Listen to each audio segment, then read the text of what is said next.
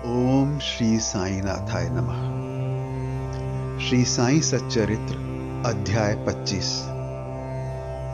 इस अध्याय में दामू अण्णा कासार, अहमदनगर के रुई और अनाज के सौदे तथा आम्रलीला और प्रार्थना। प्राकथन।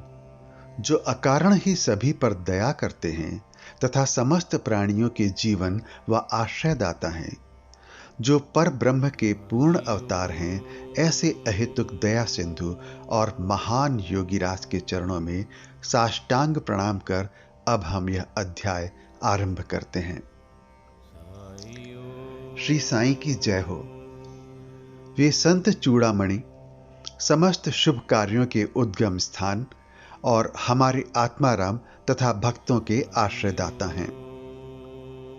हम उन साईनाथ की चरण वंदना करते हैं जिन्होंने अपने जीवन का अंतिम ध्येय प्राप्त कर लिया है। श्री साईं बाबा अनिर्वचनीय प्रेम स्वरूप हैं।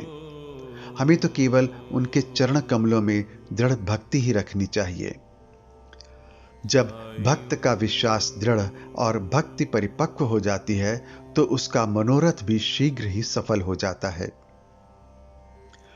जब हेमाड पंत को साईं सच्चरित्र तथा साईं लीलाओं के रचने की तीव्र उत्कंठा हुई तो बाबा ने तुरंत ही वह पूर्ण कर दी। जब उन्हें स्मृति पत्र इत्यादि रखने की आज्ञा हुई तो हेमाड पंत में स्फूर्ति, बुद्धिमत्ता, शक्ति तथा कार्य करने की क्षमता स्वयं ही आ गई। वे कहते हैं कि मैं इस कार्य के सर्वथा अयोग्य होते हुए भी श्री साईं के शुभ आशीर्वाद से इस कठिन कार्य को पूर्ण करने में समर्थ हो सका। फलस्वरूप यह ग्रंथ श्री साईं सच्चरित्र आप लोगों को उपलब्ध हो सका, जो एक निर्मल स्रोत या चंद्रकांत मणि के सदृश ही है, जिसमें से सदैव साईं लीला रूपी अमृत झरा करता है, ताकि पाठक गण जी भरकर उसका पान करें।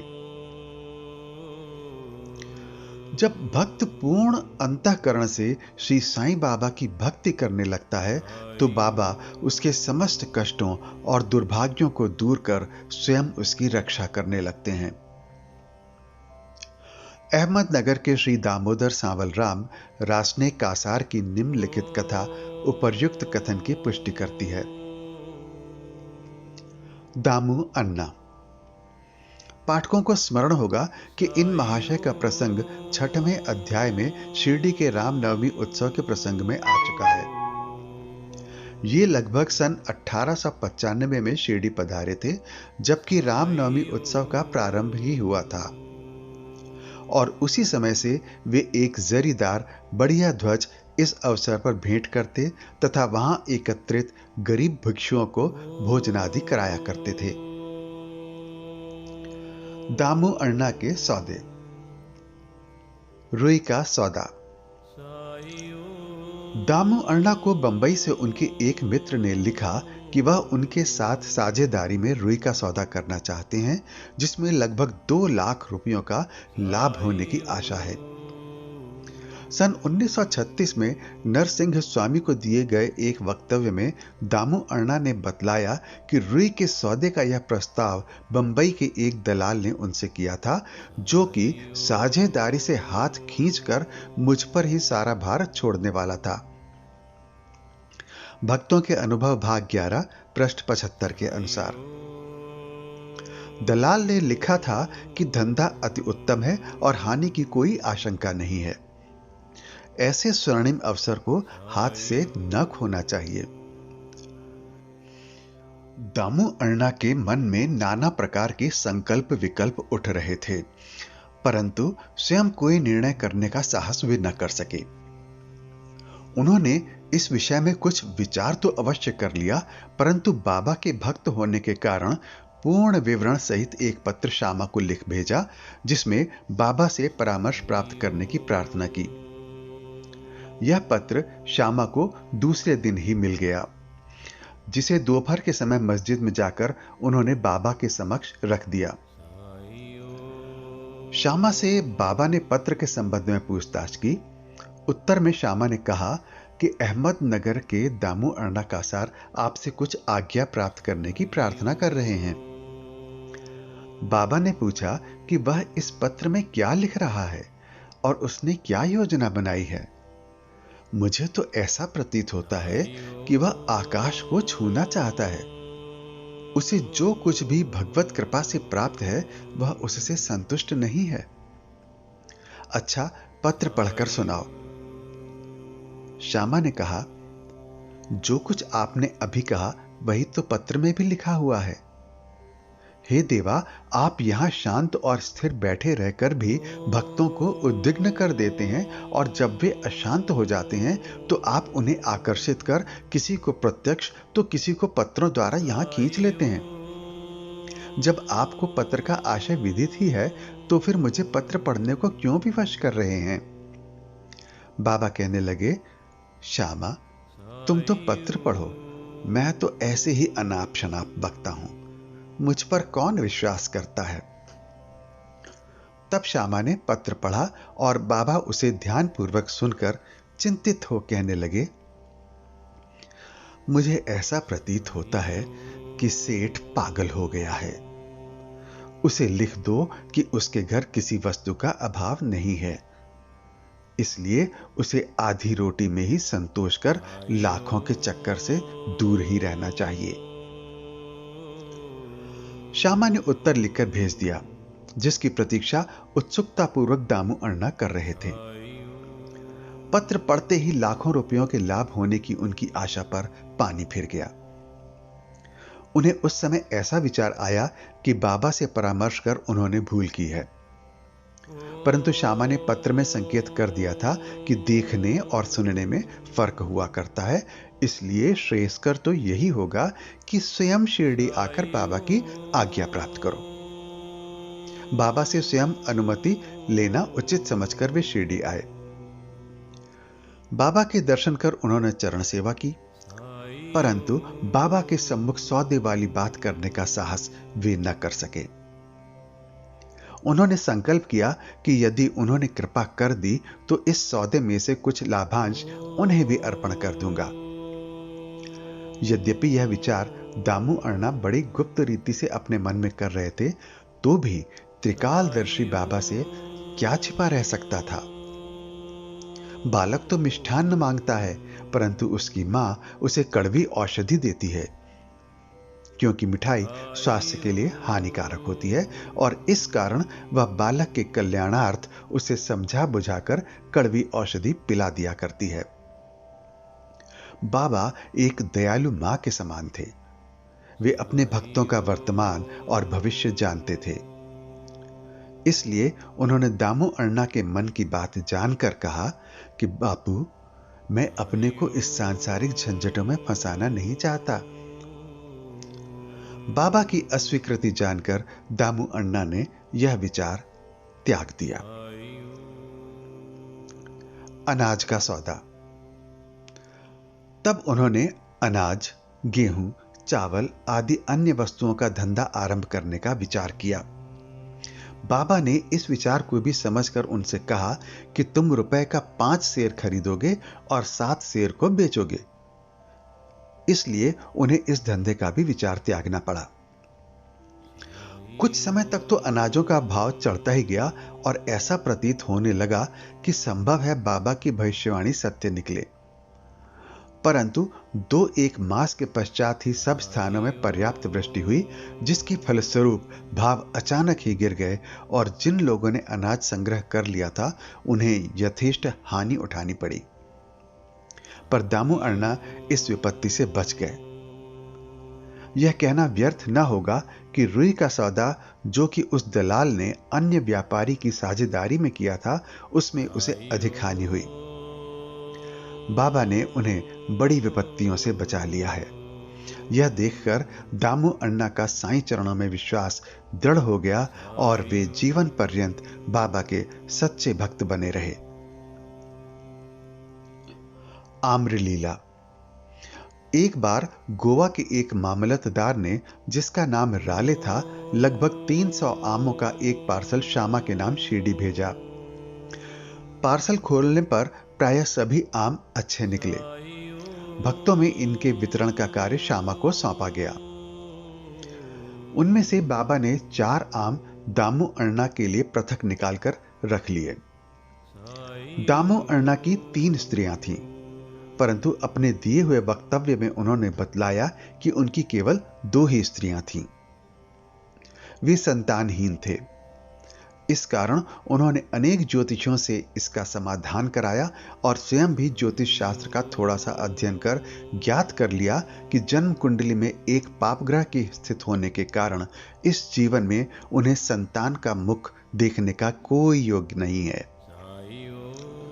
परंतु बाबा के प्रति तो उनकी अटल श्रद्धा थी। पार्सल मिलने के 2 घंटे पश्चात ही वे पूजनार्थ मस्जिद में आए। उन्हें देखकर बाबा कहने लगे कि लोग आमों के लिए चक्कर काट रहे हैं, परंतु ये 2 दामू के हैं। जिसके हैं उन्हीं को खाने दो और मरने दो। इन शब्दों को सुन दामू अण्णा के हृदय पर वज्रघात सा हुआ। परंतु म्हालसापति, जो कि शिरडी के एक भक्त थे, ने उन्हें समझाया कि इस मृत्यु शब्द का अर्थ अहंकार के विनाश से है और बाबा के चरणों की कृपा से तो वह आशीर्वाद स्वरूप है। तब वे आम खाने को तैयार हो गए। इस पर बाबा ने कहा, वे तुम ना खाओ, उन्हें अपनी छोटी स्त्री को खाने दो।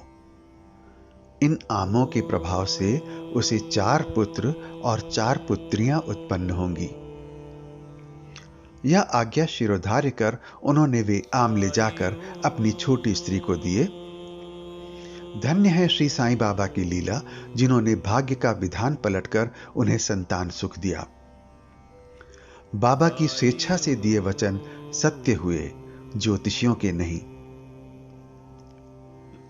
बाबा के जीवन काल में उनके शब्दों ने लोगों में अधिक विश्वास और महिमा स्थापित की, परंतु महान आश्चर्य है कि उनके समाधिस्थ होने के उपरांत भी उनका प्रभाव पूर्ववत ही है।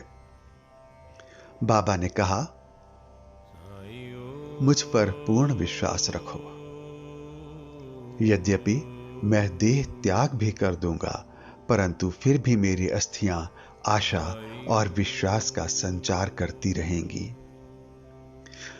केवल मैं ही नहीं, मेरी समाधि भी वार्तालाप करेगी, चलेगी, फिरेगी और उन्हें आशा का संदेश पहुंचाती रहेगी, जो अनन्य भाव से मेरे शरणागत होंगे।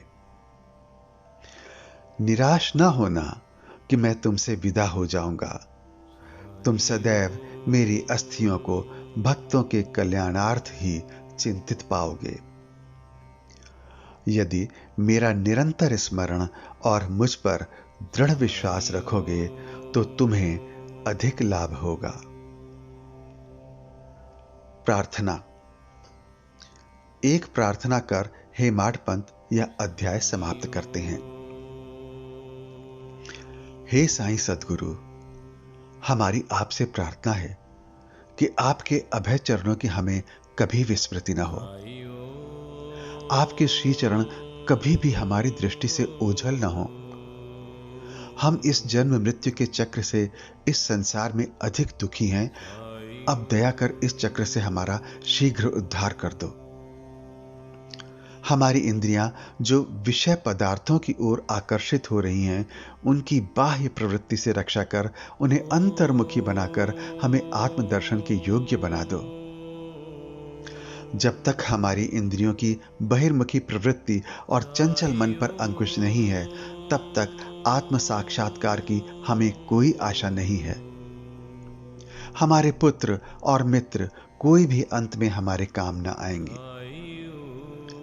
हे साईं, हमारे तो एकमात्र तुम ही हो जो हमें मोक्ष और आनंद प्रदान करोगे। हे प्रभु, हमारी तर्क वितर्क तथा अन्य कुप्रवृत्तियों को नष्ट कर दो। हमारी जिह्वा सदैव तुम्हारे नाम स्मरण का स्वाद लेती रहे। हे साईं, हमारे अच्छे बुरे सब प्रकार के विचारों को नष्ट कर दो। प्रभु, कुछ ऐसा कर दो कि जिससे हमें अपने शरीर और ग्रह में आसक्ति ना रहे। हमारा अहंकार सर्वथा निर्मूल हो जाए और हमें एकमात्र तुम्हारे ही नाम की स्मृति बनी रहे तथा शेष सब का विस्मरण हो जाए। हमारे मन की अशांति को दूर कर उसे स्थिर और शांत करो। हे साईं, यदि तुम हमारे हाथ अपने हाथ में ले लोगे तो अज्ञान रूपी रात्रि का आवरण शीघ्र दूर हो जाएगा और हम तुम्हारे ज्ञान प्रकाश में सुखपूर्वक विचरण करने लगेंगे। यह जो तुम्हारा लीलामृत पान करने का सौभाग्य हमें प्राप्त हुआ तथा जिसने हमें अखंड निद्रा से जागृत कर दिया है, यह तुम्हारी ही कृपा और हमारे गत जन्मों के शुभ कर्मों का ही फल है। विशेष इस संबंध में श्री दामो अण्णा के उपरोक्त कथन को उद्धृत किया जाता है जो ध्यान देने योग्य है। एक समय जब मैं अन्य लोगों सहित बाबा के श्री चरणों के समीप बैठा था तो मेरे मन में दो प्रश्न उठे। उन्होंने उनका उत्तर इस प्रकार दिया। एक, जो जन समुदाय श्री साईं के दर्शनार्थ शिरडी आता है, क्या उन सभी को लाभ पहुंचता है? इसका उन्होंने उत्तर दिया, बौर लगे आम वृक्ष की ओर देखो। यदि सभी बौर फल बन जाएं तो आमों की गणना भी ना हो सकेगी। परंतु क्या ऐसा होता है? बहुत से बौर झरकर गिर जाते हैं। कुछ फले और बढ़े भी तो आंधी के झकोरों से गिरकर नष्ट हो जाते हैं और उनमें से कुछ ही शेष रह जाते हैं। दूसरा प्रश्न मेरे स्वयं के विषय में था। यदि बाबा ने निर्वाण ले लिया तो मैं बिल्कुल ही निराश्रित हो जाऊंगा, तब मेरा क्या होगा? इसका बाबा ने उत्तर दिया, जब और जहां भी तुम मेरा स्मरण करोगे मैं तुम्हारे साथ ही रहूंगा। इन वचनों को उन्होंने सन 1918 के पूर्व भी निभाया और सन 1918 के पश्चात आज भी निभा रहे हैं। वे अभी भी मेरे ही साथ रहकर मेरा पथ प्रदर्शन कर रहे हैं। यह घटना लगभग सन 1910-11 की है। उसी समय मेरा भाई मुझसे पृथक हुआ और मेरी बहन की मृत्यु हो गई। मेरे घर में चोरी हुई और पुलिस जांच पड़ताल कर रही थी।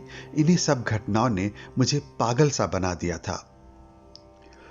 मेरी बहन का स्वर्गवास होने के कारण मेरे दुख का पारावार न रहा और जब मैं बाबा की शरण गया तो उन्होंने अपने मधुर उपदेशों से मुझे सांत्वना देकर अप्पा कुलकर्णी के घर पूरन पोली खिलाई तथा मेरे मस्तक पर चंदन लगाया। जब मेरे घर चोरी हुई और मेरे ही एक 30 वर्षीय मित्र ने मेरी स्त्री के गहनों का संदूक जिसमें मंगलसूत्र और नथ आदि रखे थे चुरा लिए, तब मैंने बाबा के चित्र के समक्ष रुदन किया और उसके दूसरे ही दिन वह व्यक्ति स्वयं गहनों का संदूक मुझे लौटाकर क्षमा प्रार्थना करने लगा। श्री सद्गुरु साईनाथार्पणमस्तु। शुभम भवतु।